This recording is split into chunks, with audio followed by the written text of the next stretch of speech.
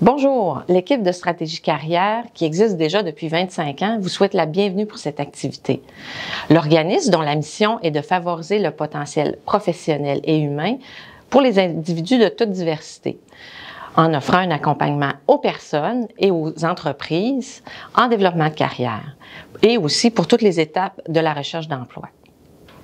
Cette activité sert à outiller les organisations du milieu à la gestion de la diversité culturelle. Nous allons vous offrir des outils qui vont favoriser la compréhension des différents enjeux et moyens et qui concernent l'attraction des personnes immigrantes, l'accueil et leur intégration, et aussi celle des membres des communautés ethnoculturelles. Notre région, la Mauricie, s'ouvre de plus en plus à la main-d'œuvre venue d'ailleurs. Il est donc essentiel de pouvoir intégrer dans notre outil de gestion des bonnes pratiques. Je dirais que la pratique majeure, celle où on met beaucoup d'accent, c'est sur le mentorat. Dans le fond, on identifie un mentor pour accompagner la personne dans son intégration. La personne qui est le plus habilitée en lien avec le travail que la personne a à faire pour l'accompagner. Et puis le mentor est là dans le processus au niveau de la période de mi-probation, à la période aussi jusqu'à l'approbation. Le mentor est inclus dans le processus. Puis on a développé aussi des éléments là, pour identifier les responsabilités du mentor, puis on a fourni des outils. Donc d'après ce que je connais depuis les 7 mois que j'ai passé ici, j'avais de la chance d'avoir Roland, qui est mon superviseur avec moi.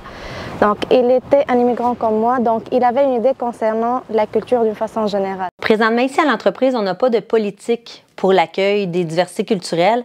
Par contre, on va accueillir la personne étrangère ou qui a une diversité culturelle, justement, de la même façon qu'on va accueillir un Québécois, une Québécoise, c'est-à-dire avec ouverture puis avec bienveillance. On va essayer vraiment le plus possible de rendre la personne très à l'aise puis de rester disponible puis à l'écoute. On va poser des questions pour savoir c'est quoi les pratiques courantes chez eux, chez elles, puis qu'est-ce qu'on met en place, nous, ici au Québec. Donc voilà, c'est tout simple puis c'est facile, c'est toujours dans l'ouverture, ouais. J'ai commencé ici dans le courant des années 2011. Beaucoup commençaient un peu, l'immigration massive, là on commençait à trouver un peu. Et quand je suis arrivé ici, j'étais par la même occasion un étudiant. Donc je cherchais aussi à joindre les deux bouts. Et puis Ceficlo m'a vraiment aidé dans ce sens. Donc je suis un peu reconnaissant à l'entreprise parce que dans le temps, on m'avait quand même bien expliqué ce qu'on attendait de moi. Et puis franchement, dans mon cas, ça m'a permis de joindre quand même l'université et le travail. Donc j'ai eu quand même les informations que je voulais. Oui, au début, j'ai reçu comme une feuille avec les tâches principales de mon poste. Et aussi, j'ai reçu comme une petite, je ne sais pas si, une petite formation, on peut dire, concernant les valeurs de l'organisme, la mission, la vision de l'organisme. Et petit à petit, j'ai commencé à mieux comprendre exactement mon rôle et mon fonction et mon poste.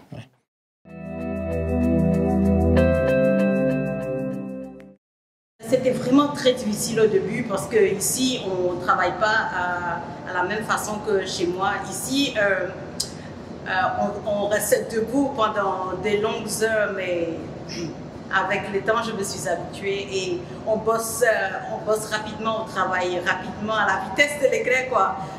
Mais je me suis adaptée. À l'interne, ici, on a des règles. Donc, le plus important, c'est de s'assurer qu'il y a une compréhension pour qu'ils puissent avoir une adaptation des comportements. Alors ça serait notre plus gros enjeu. Avec ça, vient avec le fait de rester à l'écoute puis sensible à ce que la personne peut vivre. Donc, d'aller en prévention, poser les questions, s'assurer que la personne a bien compris et donner un maximum d'informations, mais à petite dose. Pour être franc, ce qui me manquait, c'est que je ne savais pas que j'aurais pu avoir l'opportunité d'évoluer. J'avais une limite dans le temps, entre guillemets, la couleur, il ne faudrait pas qu'on se le cache. Donc mentalement, c'était comme une barrière naturelle. Donc je m'étais dit, écoute, je vais travailler, fais ce que j'ai à faire. Je prends mon diplôme universitaire et puis bon, je cherche autre chose. Mais si je savais depuis l'arrière que j'aurais pu avoir quelques opportunités, je pense que ça allait peut-être probablement m'aider dans mon choix de carrière. Ça pose pas problème dans la mesure où ici, à l'interne, on va former les gens. Donc, on va les accompagner. Mais notre idéal, c'est de toujours mettre la personne dans une situation qui est favorable. Donc, si jamais la personne a déjà quelques expériences, même si c'est pas au niveau du travail, qu'elle a fait du bénévolat ou quoi que ce soit, on va aller valider qu'est-ce qu'elle a déjà fait pour être capable de la positionner de façon favorable à ce qu'elle vive une réussite puis qu'elle se sente bien dans son rôle. Mais à l'interne, les collègues et superviseurs et chefs d'équipe vont s'assurer de donner la formation adéquate.